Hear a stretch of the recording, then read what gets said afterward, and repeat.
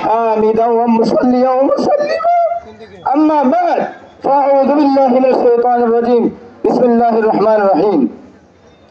قل اللهم مالك الملك تؤتي الملك من تشاء وتنزع الملك ممن تشاء وتذل من تشاء وتذل من تشاء بيدك الخير إنك على كل شيء قدير قال رسول الله صلى الله عليه وسلم واعف عمن ظلمك أو كما قال عليه الصلاة والسلام সম্মানিত উপস্থিতি সকলে জানতে পারছেন দেশের পরিস্থিতি বিরাট অনেক ব্যথা বলার আছে অনেক কথা অনুভব করছি সময়ের স্বল্পতা বাংলাদেশের এই অপেক্ষার জন্য এই সময়ের জন্য লক্ষ কোটি মানুষ রক্ত দিয়েছে জান দিয়েছে মাল দিয়েছে আল্লাহ তাআলা বাংলাদেশকে জয় করেছে স্বাধীন করেছে আলহামদুলিল্লাহ জালেমের হাত থেকে মুক্তি দিয়েছে এই জন্য আমরা বারবার জালেমের হাতে শোষণ হয়ে নির্যাতন নিপীড়ন হয়ে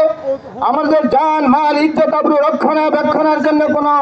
শান্তির কোনো পথ দেখিনি আল্লাহ তাআলা আজকে রক্তের বিনিময়ে আমাদের কিছু স্টুডেন্ট ছাত্রদের জনসভার বিনিময়ে আজকে আমাদের এই স্বাধীনতা দিয়েছে আলহামদুলিল্লাহ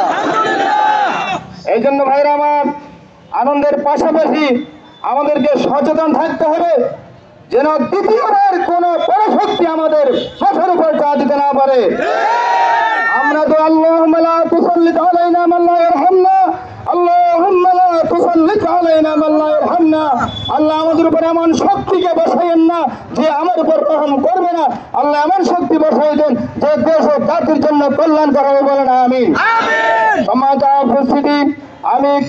হাদিস শরীফে একটি অংশ পাঠ করেছিলাম ওয়াফু আম্মান যালামাক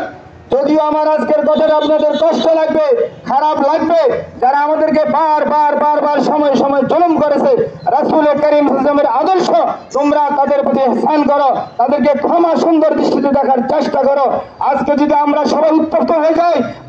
বাংলাদেশ থাকবে না সকলের কাছে জঙ্গিবাদ হিসেবে পরিচয় হয়ে যাবে কথা ঠিক না আমরা নিজেকে নিয়ন্ত্রণ রাখবো নিজেকে কন্ট্রোল রাখবো নিজের চামড়াকে কামড়ে সামনে উজ্জ্বল ভবিষ্যতের আমরা আশা করবো